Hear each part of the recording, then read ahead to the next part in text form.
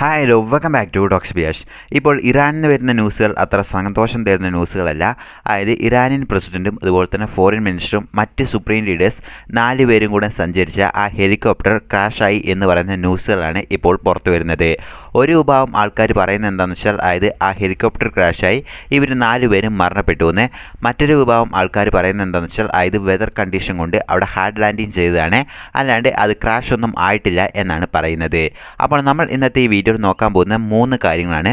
ഒന്നാമത്തെ എന്താണെന്ന് വെച്ചാൽ അതായത് എങ്ങനെയാണ് ഈ ഒരു ആക്സിഡൻറ്റ് സംഭവിച്ചത്, അതുപോലെ തന്നെ ആ ഹെലികോപ്റ്ററിൽ ആരൊക്കെയായിരുന്നു ഉണ്ടായിരുന്നതെന്ന്.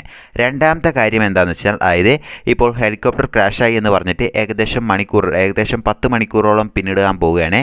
അപ്പോൾ ഇത്രയും മണിക്കൂറായിട്ടും എന്തുകൊണ്ടാണ് ഇറാൻ അല്ലെങ്കിൽ രക്ഷിക്കാൻ കഴിയാത്തത്, അതുപോലെ തന്നെ അല്ലെങ്കിൽ അവരെ കണ്ടെത്താൻ സാധിക്കാത്തത്.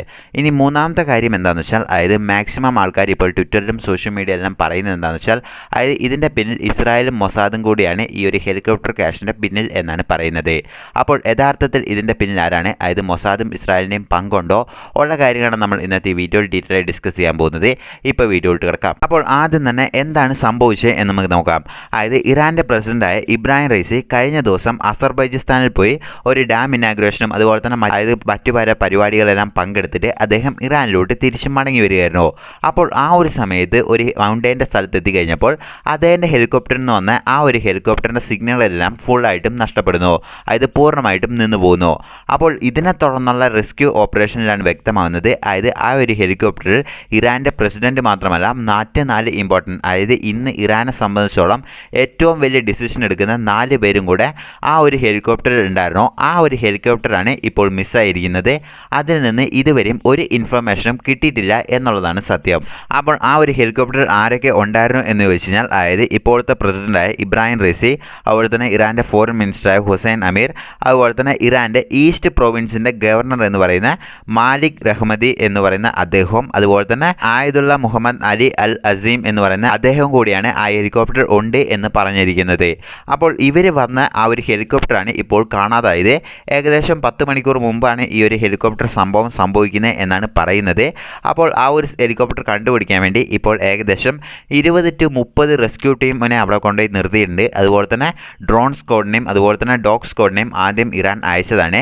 പക്ഷേ ഡ്രോൺ സ്ക്വാഡ് അവിടെ എത്തിയിട്ട് അവർക്ക് വലിയ ഫലപ്രദമായ എവിഡൻസ് ഒന്നും കിട്ടുന്നില്ല എന്ന് പറഞ്ഞ് അവരെ പിൻവലിക്കുകയായിരുന്നു ചെയ്തത്. പക്ഷേ അതിൻ്റെ കാരണം എന്താ ഇറാൻ പറഞ്ഞിരിക്കുന്നത് എന്ന് വെച്ചാൽ അതായത് ഈ ഒരു ഹെലികോപ്റ്റർ ക്രാഷായി എന്ന് പറയുന്ന ആ ഒരു സ്ഥലം ഫുള്ളായിട്ടും ഫോഗ് കൊണ്ട് മൂടിയിരിക്കുകയാണ്, അതായത് മഞ്ഞ് കൊണ്ട് മൂടിയിരിക്കുകയാണ്. അപ്പോൾ ആ ഒരു സ്ഥലത്ത് ഈ ഡ്രോൺ പോയിട്ട് അവർക്ക് വിഷ്വൽസ് ഒന്നും കറക്റ്റായിട്ട് കിട്ടുന്നില്ല എന്ന് പറഞ്ഞുകൊണ്ടാണ് പിൻവലിച്ചിരിക്കുന്നത് എന്നാണ് ഇപ്പോൾ ഇറാൻ റിപ്പോർട്ട് ചെയ്തിരിക്കുന്നത്.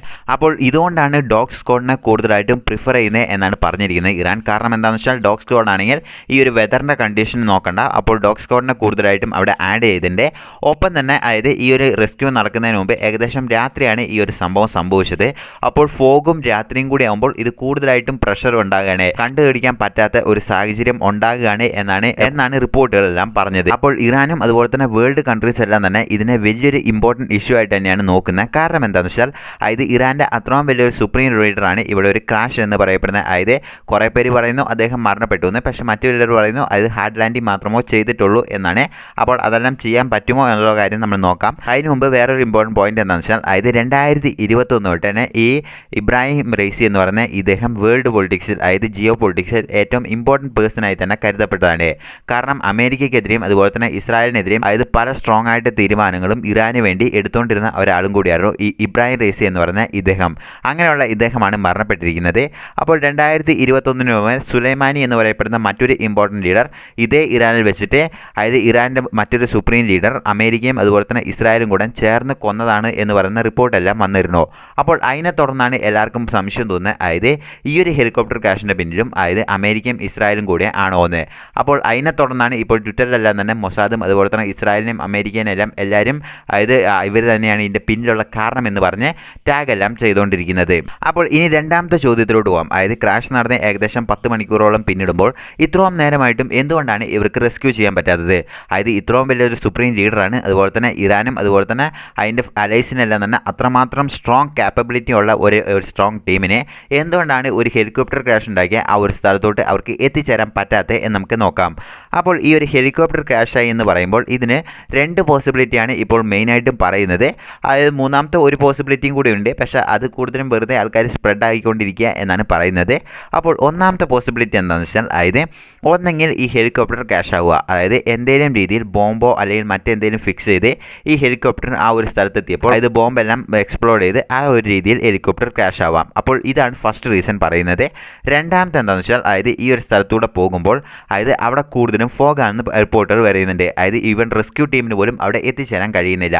അപ്പോൾ അങ്ങനെയുള്ള സാഹചര്യത്തിൽ അതായത് ഹെലികോപ്റ്റർ പോകുമ്പോൾ അതിനുണ്ടായിരുന്ന പൈലറ്റിന് ആ ഒരു വെതർ കണ്ടീഷനുമായിട്ട് സൂട്ടബിൾ ആവാതെ അതായത് എവിടെയെങ്കിലും തട്ടി ക്രാഷ് ആയതായിരിക്കും എന്നും മറ്റൊരു റിപ്പോർട്ടുകൾ പറയുന്നുണ്ട്. അതായത് വെതർ കണ്ടീഷൻ ബാഡ് ആണെങ്കിൽ എന്തുകൊണ്ടാണ് ഹയർ ഓഫീഷ്യൽസ് എല്ലാം തന്നെ അതിൽ കൂടെ ഹെലികോപ്റ്റർ പറക്കാനുള്ള അനുമതി കൊടുത്തേ എന്നും പലരും ചോദിക്കുന്നുണ്ട്. അപ്പോൾ വെതർ കണ്ടീഷൻ ബാഡ് ആണോ എന്ന് ചോദിച്ചു കഴിഞ്ഞാൽ തീർച്ചയായിട്ടും അവിടെ ബാഡാണ്. അതായത് റെസ്ക്യൂ ടീമിൽ പോയ 4-5 പേർ തന്നെ മിസ്സിംഗ് ആണ് എന്നാണ് പറയുന്നത്. അതായത് അവരെങ്ങോട്ട് പോയി എന്നുള്ള ഒരു കാര്യത്തിനെ കുറിച്ച് ആർക്കും അറിയില്ല. അതായത് റെസ്ക്യൂ ടീം പോകുകയാണെങ്കിൽ അവരെ റെസ്ക്യൂ ചെയ്യാൻ വേണ്ടി തന്നെ വേറൊരു ടീമിനെ അയക്കേണ്ട ഒരു സാഹചര്യം വരികയാണ് എന്നാണ് ഇറാനിൽ നിന്ന് കൂടുതലായിട്ടും വരുന്നത്. അപ്പോൾ ഈ ഒരു സാഹചര്യത്തിലാണ് ഇപ്പോൾ റഷ്യൻ ടർക്കിയും കൂടെ കുറേ ഡ്രോൺസും അതുപോലെ തന്നെ ഹെലികോപ്റ്ററും റെസ്ക്യൂ ടീമിനെല്ലാം ആ ഒരു സ്ഥലത്തോട്ട് അയച്ചിരിക്കുന്നത്. ടർക്കി ഇന്നലെ രാത്രി തന്നെ അയച്ചിരുന്നു. അതായത് രാത്രിയിൽ തിരയുന്ന മറ്റ് സംവിധാനങ്ങളുള്ള ഡ്രോൺസിനെയും അതുപോലെ തന്നെ ഹെലികോപ്റ്റേഴ്സിനെല്ലാം ആ ഒരു സ്ഥലത്തോട്ട് അയച്ചിരുന്നു. അതായത് ഫോഗിലെല്ലാം കണ്ടുപിടിക്കാൻ സാധ്യതയുള്ള ആ ഒരു ഹെലികോപ്റ്ററിനെല്ലാമാണ് അവർ ആദ്യത്തെ സ്റ്റേജിൽ കൊടുത്തത്. ഇനി റഷ്യ ആണെങ്കിലും ഈ ഒരു സാഹചര്യത്തിൽ അവരുടെ എല്ലാ വെൽ എക്വിപ്ഡ് ആയ സാധനങ്ങളും അങ്ങോട്ട് അയച്ചിട്ടുണ്ട് എന്നുള്ളതാണ് ഇപ്പോൾ വരുന്ന റിപ്പോർട്ടുകൾ. അപ്പോൾ ഏകദേശം 10 മണിക്കൂറായിട്ടും കണ്ടുപിടിക്കാൻ പറ്റാത്തത് മെയിനായിട്ടും ഈ വെതർ കണ്ടീഷനാണ് എന്നാണ് പറയുന്നത്. അപ്പോൾ കുറേ പേര് പറയുന്നു അതായത് ഹാർഡ് ലാൻഡിങ് ചെയ്തായിരിക്കും എന്ന്. അപ്പോൾ ഹാർഡ് ലാൻഡിങ് ചെയ്തതാണോ എന്ന് ചോദിച്ചു കഴിഞ്ഞാൽ അതായത് അതിനുള്ള പോസിബിലിറ്റി കുറവാണ് എന്നാണ് എക്സ്പേർട്സ് എല്ലാം പറയുന്നത്. കാരണം എന്താണെന്ന് വെച്ചാൽ അതായത് ഈ ഒരു ആക്സിഡൻറ്റ് സംഭവിച്ചു എന്ന് പറയപ്പെടുന്ന ആ ഒരു സ്ഥലം ഫുള്ളായിട്ടും ഒരു ടെറൈൻ മൗണ്ടൻ റീജിയനാണ്. അപ്പോൾ ഈ ഒരു സ്ഥലത്ത് ഒരു ഹെലികോപ്റ്റർ അതായത് ലാൻഡ് ചെയ്യാനുള്ള ഒരു സാഹചര്യം ഇല്ല എന്നാണ് പറയുന്നത്. അപ്പോൾ അതുകൊണ്ട് എന്താണെന്ന് വെച്ചാൽ അതായത് ഒന്നെങ്കിൽ ക്രാഷായി അല്ലെങ്കിൽ മറ്റെന്തെങ്കിലും ആയിരിക്കും സംഭവിച്ചത് എന്നാണ് പറയുന്നത്. അതായത് ഹാർഡ് ലാൻഡിങ്ങിനുള്ള പോസിബിലിറ്റി വളരെ വളരെ കുറവാണ് എന്നാണ് പറയുന്നത്. ഉടനെ തന്നെ ഇറാനിലുള്ള സുപ്രീം ലീഡറായി ഇപ്പോൾ ആയതുള്ള കൊമേനി അവിടെയുള്ള മെയിൻ മെമ്പേഴ്സിനെയും അതുപോലെ തന്നെ എല്ലാ ഹോം മിനിസ്റ്റേഴ്സിനെയും എല്ലാം വിളിച്ചുകൊണ്ട് അവരവിടെ മീറ്റിംഗും അറേഞ്ച് ചെയ്തിട്ടുണ്ട്. ഇനി ലാസ്റ്റത്തെ ചോദ്യത്തിലോട്ട് വരാം, അതായത് ഇതിൻ്റെ പിന്നിൽ മൊസാദും ഇസ്രായേലുമാണോ എന്നുള്ളത്. അപ്പോൾ ഇതിൻ്റെ പിന്നിൽ മൊസാദും ഇസ്രായേലും അമേരിക്കയുമാണെന്ന് പറയാനുള്ള കാരണം എന്താണെന്ന് വെച്ചാൽ അതായത് ഇപ്പോൾ ഏകദേശം ഫസ്റ്റ് ടൈമായിരുന്നു ഇറാൻ ഡയറക്റ്റ് ആയിട്ട് ഇസ്രായേലിനെ ഈ വട്ടം അറ്റാക്ക് ചെയ്യുന്നത്. അതിനെ തുടർന്ന് ഇസ്രായേൽ ഒരു റിയാക്ഷനും ആ ഒരു അറ്റാക്കിൽ കൊടുത്തിട്ടുണ്ടായിരുന്നില്ല. അതായത് ഇസ്രായേൽ പറഞ്ഞെന്താണെന്ന് വെച്ചാൽ ആ അറ്റാക്ക് എല്ലാം ഫെയിലിയർ ആയിരുന്നു, അതെല്ലാം നമ്മൾ തന്നെ ഈ വീഡിയോ കണ്ടതാണ്. അപ്പോൾ അതിനെ തുടർന്ന് ഇസ്രായേൽ അതായത് ഡാമേജ് ഒന്നും ഇല്ല എന്ന പറഞ്ഞുകൊണ്ടായിരുന്നു അവർ തിരിച്ച് അറ്റാക്ക് ഒന്നും ചെയ്യാത്തത്. അപ്പോൾ ആൾക്കാർ പറയുന്നത് എന്താണെന്ന് വെച്ചാൽ അതായത് ഒരു പക്ഷേ അന്ന് ഇസ്രായേൽ അറ്റാക്ക് ചെയ്തത് അതായത് ഇങ്ങനെയുള്ളൊരു ചതി പ്രിപ്പയർ ചെയ്തുകൊണ്ടായിരിക്കും എന്നാണ് പറയുന്നത്. അപ്പോൾ ഇതിൻ്റെ പിന്നിലുള്ള കാരണം നമ്മൾ ഓൾറെഡി ഊഹിച്ചതാണ്. അതായത് ഇറാൻ്റെ മറ്റൊരു ഇമ്പോർട്ടൻറ്റ് ലീഡറായ സുലൈമാനിനെ മുൻപ് ഇതേ ഇസ്രായേലും അമേരിക്കയും കൂടെ ചേർന്ന് കൊന്നതാന്ന് പറയുന്ന റിപ്പോർട്ടുകളെല്ലാം പുറത്തു വന്നിരുന്നു. അപ്പോൾ ആ ഒരു സാഹചര്യം ഇതിനും വന്നൂടെ എന്നാണ് എല്ലാവരും വിചാരിക്കുന്നത്. അപ്പോൾ ഈ ഒരു സാഹചര്യത്തിൽ ഇറാൻ്റെ ഹോം മിനിസ്റ്ററും അതുപോലെ തന്നെ അവിടെയുള്ള ഇമ്പോർട്ടൻറ്റ് മിനിസ്റ്ററെല്ലാം അടിക്കടി മീറ്റിംഗ് എല്ലാം നടക്കുന്നുണ്ട്. അപ്പോൾ ആ ഒരു മീറ്റിങ്ങിനോ അല്ലെങ്കിൽ ഏതെങ്കിലും ഒരു സാഹചര്യത്തിൽ ഇതിൻ്റെ പിന്നിൽ ഇസ്രായേലിൻ്റെ മൊസാദോ അല്ലെങ്കിൽ ഇസ്രായേലോ അമേരിക്ക എന്ന് പറഞ്ഞു കഴിഞ്ഞാൽ അത് ജിയോ പൊളിറ്റിക്സിൽ വലിയൊരു പ്രഷർ ഉണ്ടാക്കും, അതായത് വലിയൊരു ടെൻഷൻ തന്നെ ക്രിയേറ്റ് ചെയ്യും എന്നുള്ളൊരു യാതൊരുവിധ സംശയവുമില്ല. കാരണം ഇറാൻ്റെ അത്രയും വലിയ 4 ലീഡേഴ്സിനാണ് ഇന്ന് ഇറാൻ നഷ്ടപ്പെട്ടിരിക്കുന്നത്. അപ്പോൾ ഇതുവരെ മൊസാദും അതുപോലെ തന്നെ ഇസ്രായേലും അതുപോലെ തന്നെ അമേരിക്കയും അവരുടെ ഭാഗത്ത് നിന്ന് ഇത് ഞങ്ങളാണ് ചെയ്തത് അങ്ങനെയുള്ള റിപ്പോർട്ടുകളൊന്നും ഇതുവരെയും അവർ പുറത്തുവിട്ടിട്ടില്ല. അപ്പോൾ എത്രയും പെട്ടെന്ന് അദ്ദേഹത്തിനെ റെസ്ക്യൂ ചെയ്യാൻ പറ്റട്ടെ എന്ന് പറഞ്ഞുകൊണ്ട് ഈ വീഡിയോ അവസാനിക്കുകയാണ്. See you next video.